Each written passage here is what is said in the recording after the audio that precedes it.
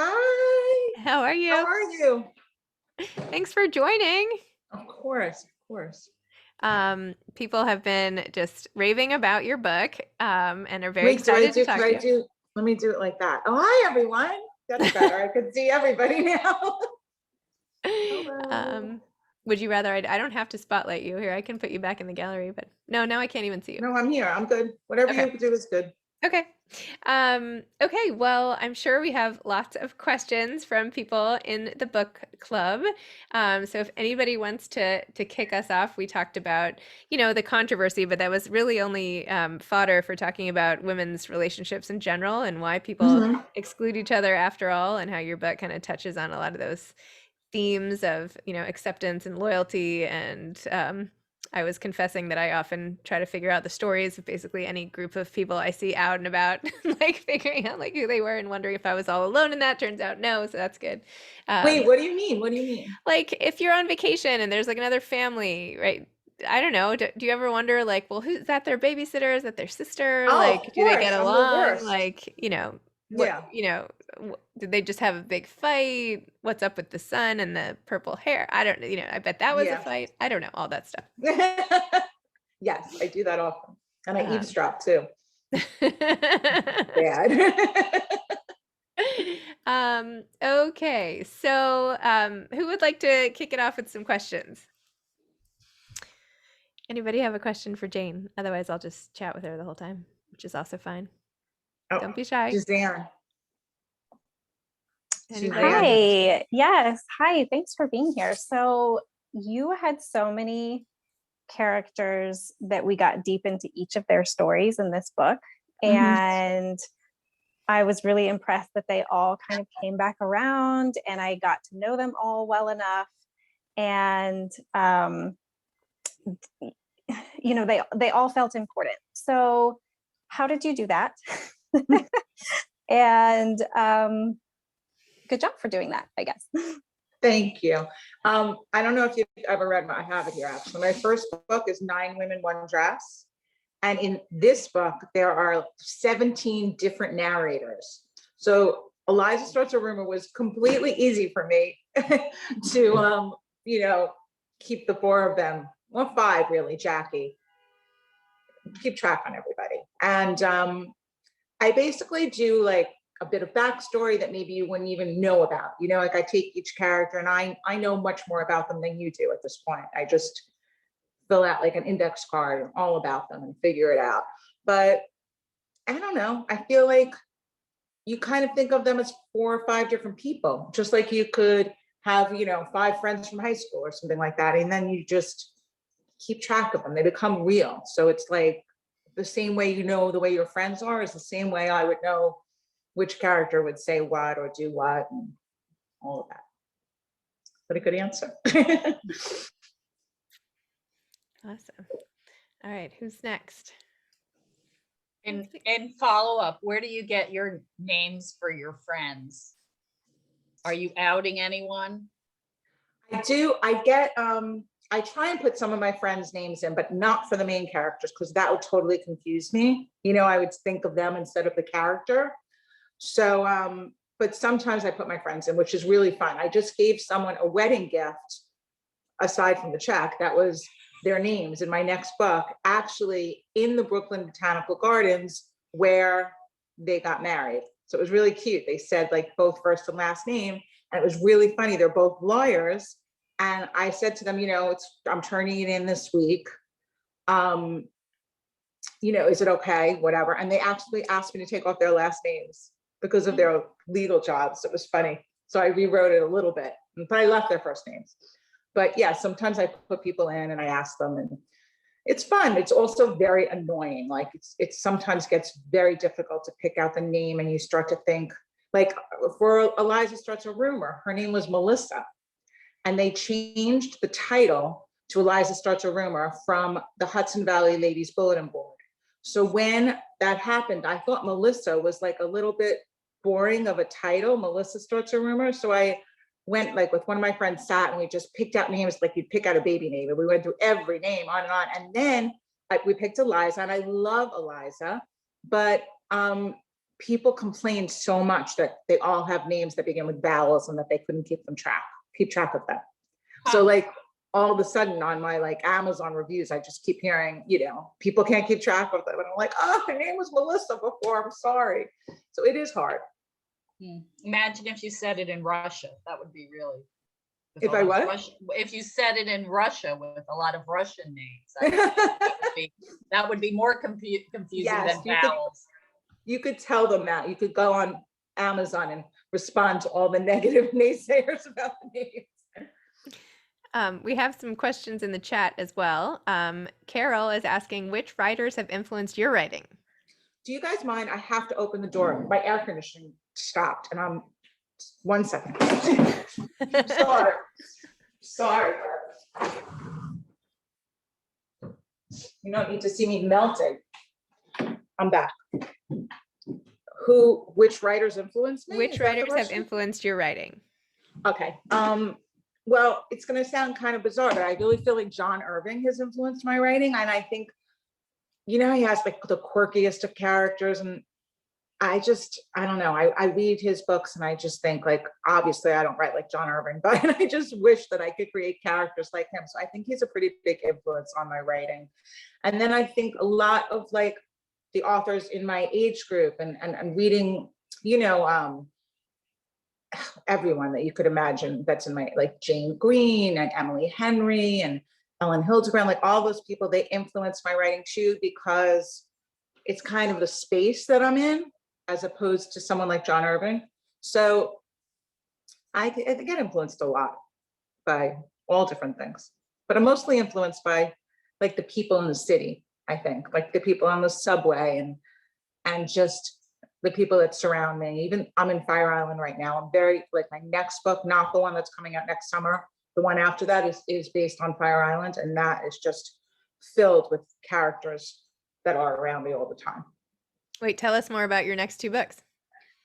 My next book is called A Shoe Story. Do you like that? We just came up with the title this week. I love it. There you Yes, go. 'cause we were talking about it, Zibby, right? Yep. So it's called A Shoe Story. And it's the story of a woman, a young woman. Who, You when should she you should like have it say true and then cross it out and write shoe on top. Oh, that's so funny. Maybe they will. Okay, anyway, keep going. So it's about a young woman named Esme Nash, who just as she's graduating from Dartmouth with her big plans to move to New York City, her parents get in a car accident.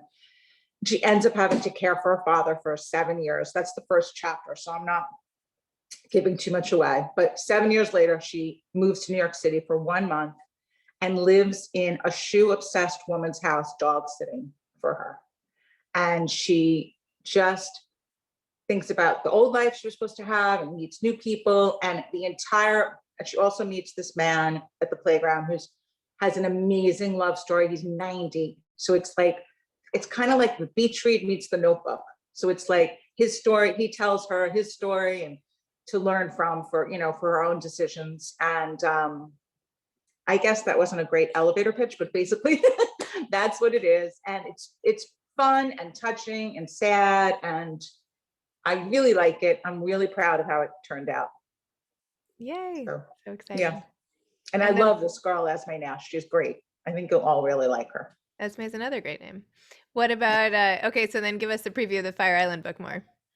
I just literally started writing the proposal for it.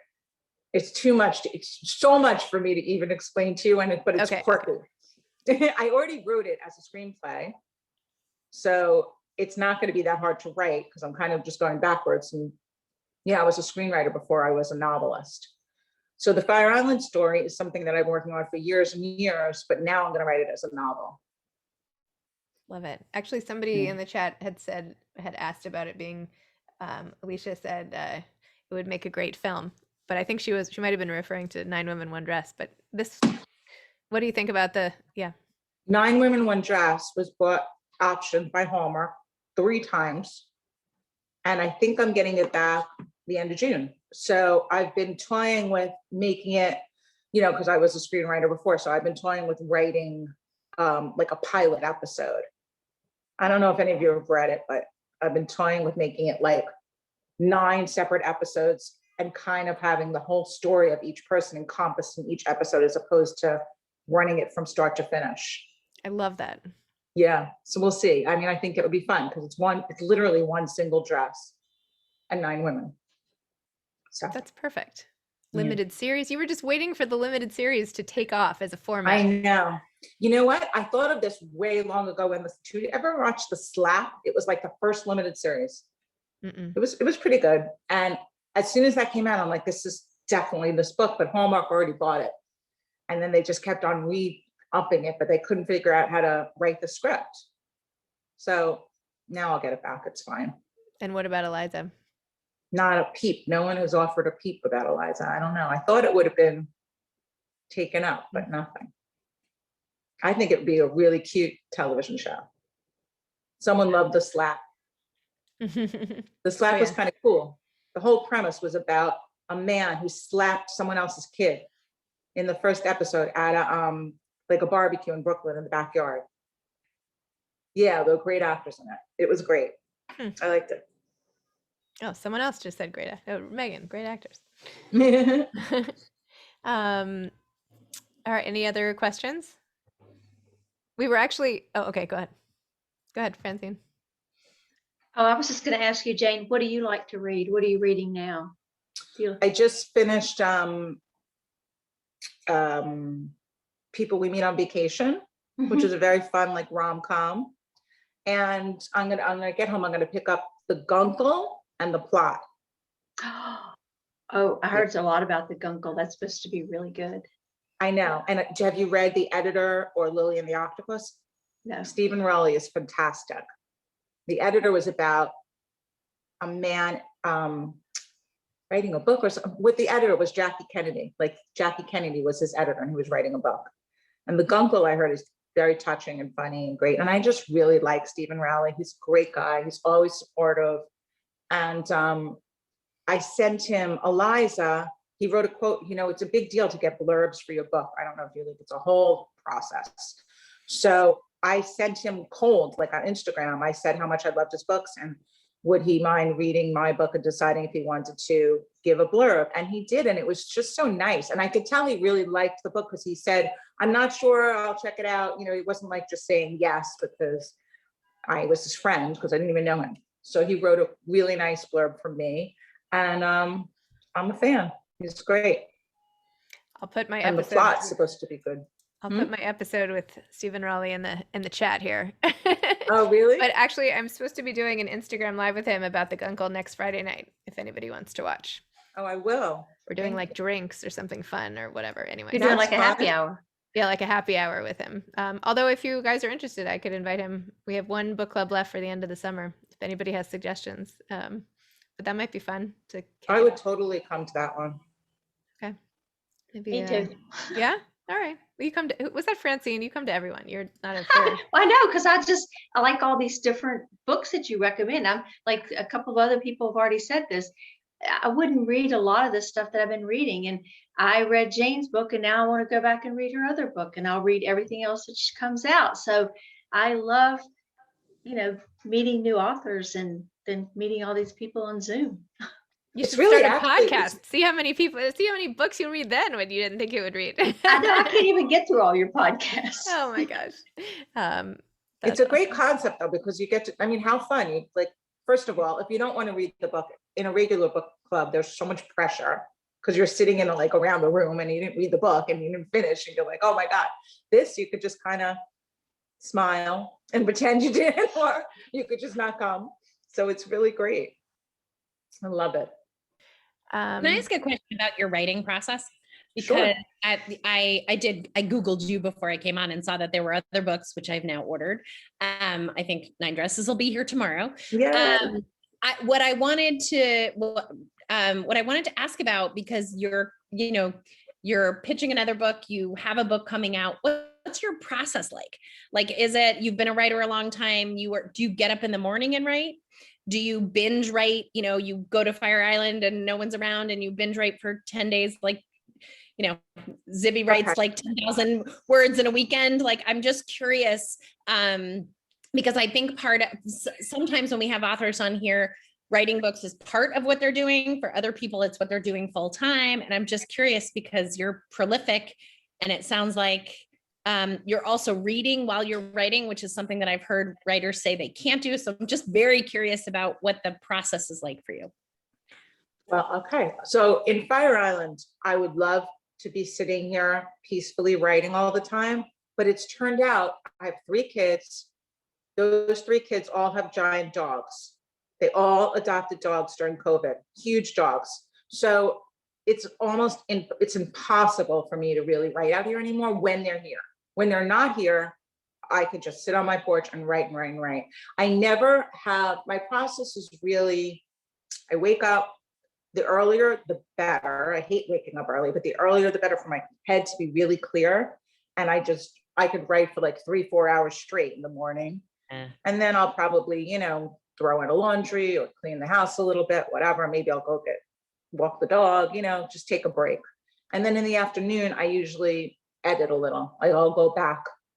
I always go back to the chapter before and read it, but I'll go back and like fix it up a little. A lot of writers just go straight from A to Z and don't look back, but I don't know. I can't do that. So, oh, sorry. Do you have like, again, there's so many characters with so much depth. John Irving is one of my favorite writers. I think even though I don't love all of his books, I almost always love all of his characters, if that makes sense, because they show what an amazing imagination he has. And so it makes sense to me that that's someone that you admire, because there are so many details in each one of your characters that feel super specific. Do those things, like, do you sit down and think them out the way you were talking about picking a name with your friend? Or are you like out to dinner somewhere and somebody does something and you're like, oh my God, my character is also going to steal mustard packets, or, I would say it's a combination of both. So I plan things out. Like I plan out the entire book on index cards, and I lay them all out. So I know, like, from point A to the end, that I have the whole book. And I kind of do the same thing with each character's arc. But then I just fly by the seat of my pants. I barely ever even look at it again. I just kind of need to know that I have that there, because I would never want to start writing a book without knowing, exactly where it was going. Now, those things may change along the way, but as far as my characters, I have in my phone, I have notes, and I literally, like, I'll think of something that one of them's going to say, or I'll overhear something, or I'll see something, and I'll put it in my notes, and then I'll take those notes and I'll thread them through my books. And I feel like it really gives them more charm and, like, more laughs, whatever their quirky characteristics are.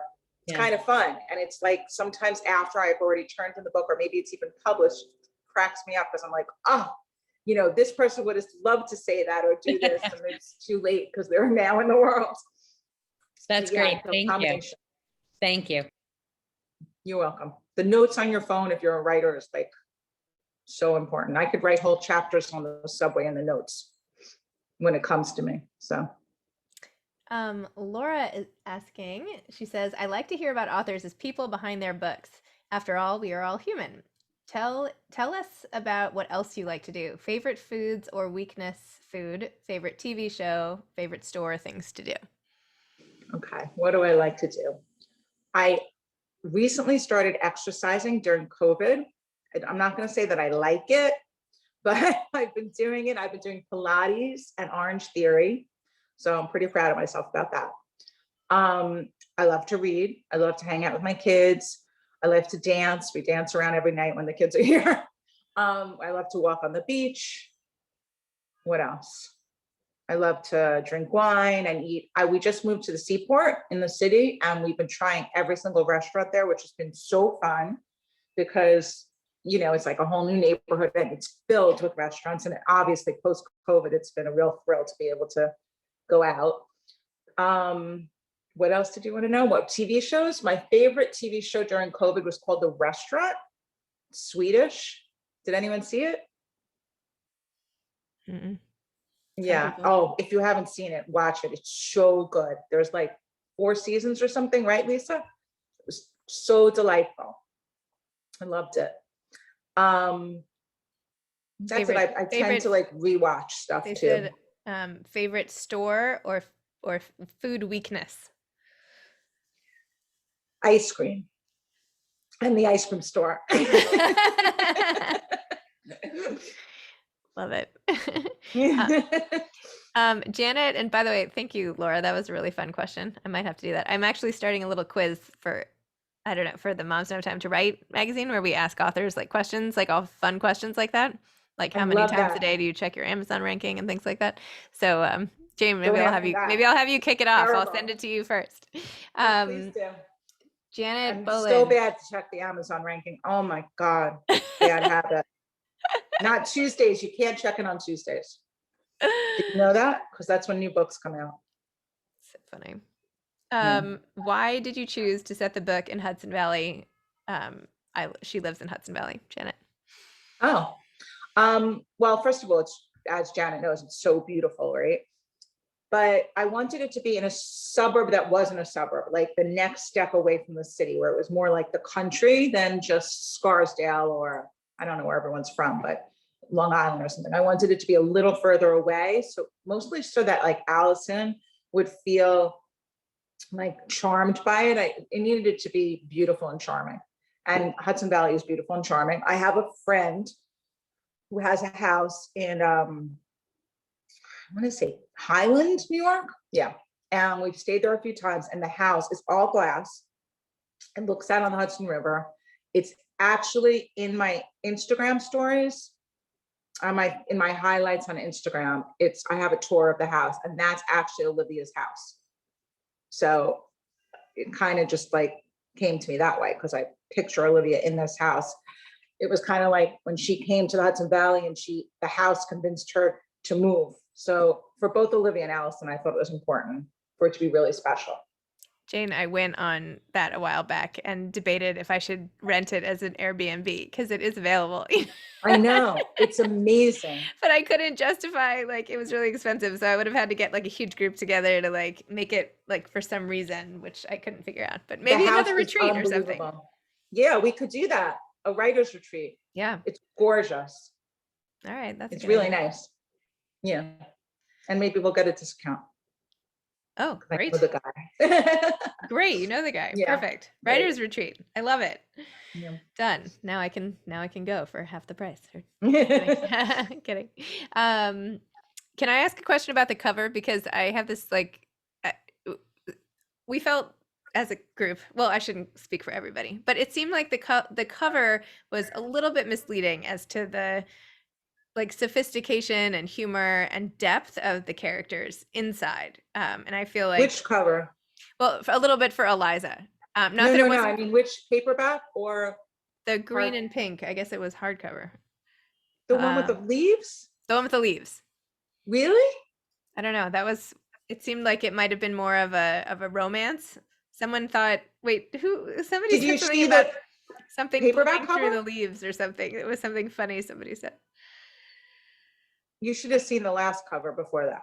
It was like, it had not apple, it had like a tree with apples, and it had like these faces of the women in the apples, and they were like those, those black like silhouette kind of faces.